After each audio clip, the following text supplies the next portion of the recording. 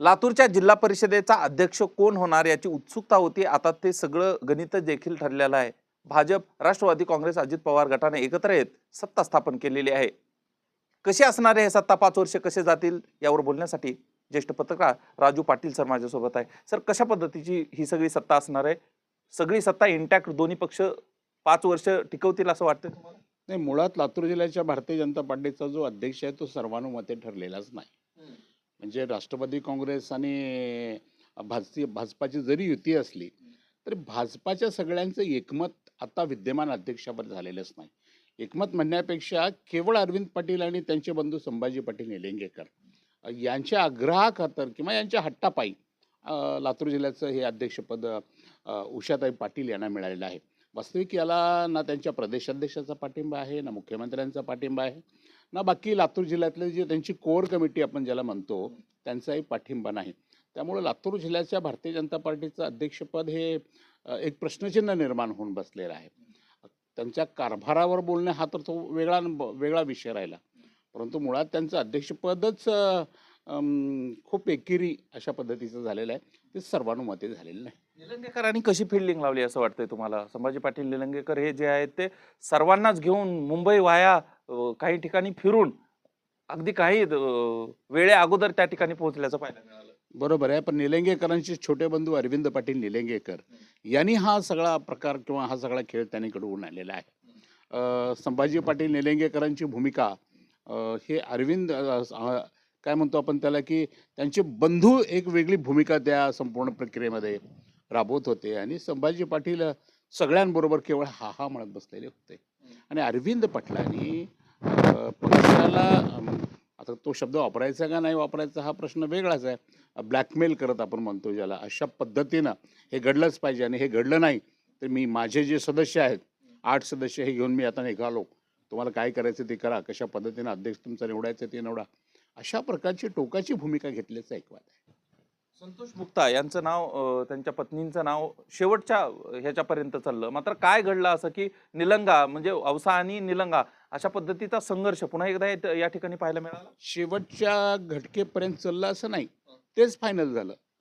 म्हणजे प्रदेशाध्यक्षाने एक पत्र तयार केलं, त्यावर सिग्नेचर केली आणि ते लातूरचे जिल्हाध्यक्ष बसवराज पाटील यांच्याकडे ते पत्र सुपूर्द सुद्धा केलं. काय नाव होतं त्याच्यामध्ये असं म्हणायचं? पूनम संतोष मुक्ता यांच्यासाठी लातूरच्या जिल्हाध्यक्षपदी नियुक्ती करण्याचा निर्णय पक्षाने घेतलेला आहे आणि पुढील कारवाई या संदर्भातली पुढील कारवाई आपण करावी अशा पद्धतीचा आदेश प्रदेशाध्यक्षांनी जिल्ह्याच्या. दावा करताय तुम्ही? हो, मी अगदी सत्य बोलतोय, तसे पुरावे उपलब्ध आहेत.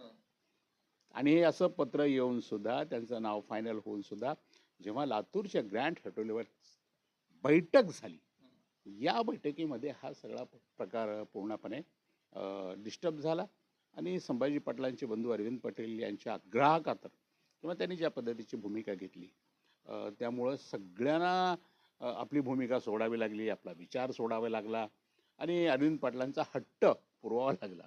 सव्वा वर्षाचा फॉर्म्युला ठरला असं देखील बोललं गेलं. नेत्यांकडून तसं सांगितलं गेलं, वरिष्ठ नेत्यां भाजप असतील किंवा राष्ट्रवादी, हे सव्वा वर्षाचा फॉर्म्युला योग्य पद्धतीनं वापरात आणि अंमलात येईल असं वाटतं? बसवराज पाटलांनी ही काढलेला मधला मार्ग आहे.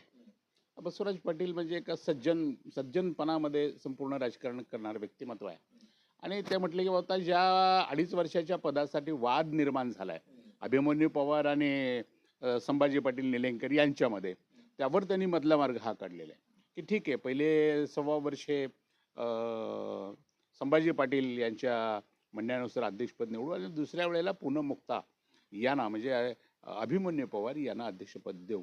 तशा पद्धतीचं लेखी करार सुद्धा त्यांचे झाले आणि सगळ्यांच्या सिग्नेचरही त्यावर होऊन हा निर्णय ठरलेला आहे 1.25 वर्ष.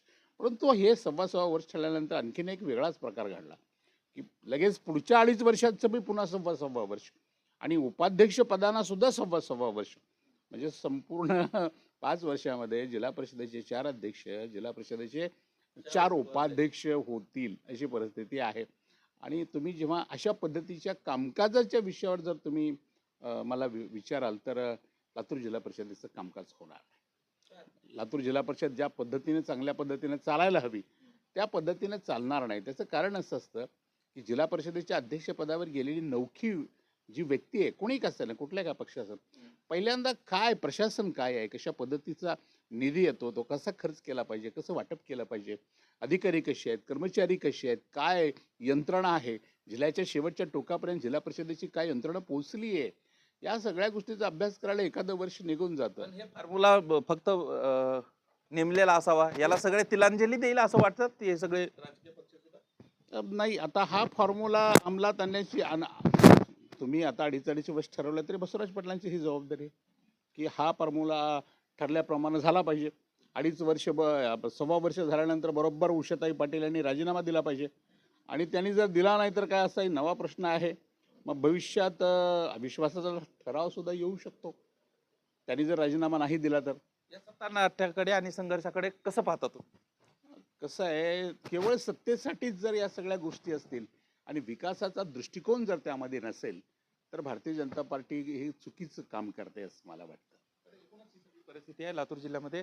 अध्यक्ष जरी ठरला असला तरी अनेक फॉर्म्युले दोन्ही पक्षाकडून आलेले आहेत. त्यामुळे या फॉर्म्युल्यांवरती कशा पद्धतीनं हे सगळे राजकीय नेते टिकतात का, त्याच पद्धतीनं अध्यक्ष पुन्हा त्यांचा कार्यकाळ पूर्ण झाल्यानंतर राजीनामा देतात का, सगळेजण नौखे आहे, त्या नौख्यांना काम करण्याचा अनुभव मिळतो का आणि त्यातून निर्णय होतात का आणि लातूरच्या जनतेला काही मिळतं का, हे पाहणं महत्त्वाचं असणार आहे.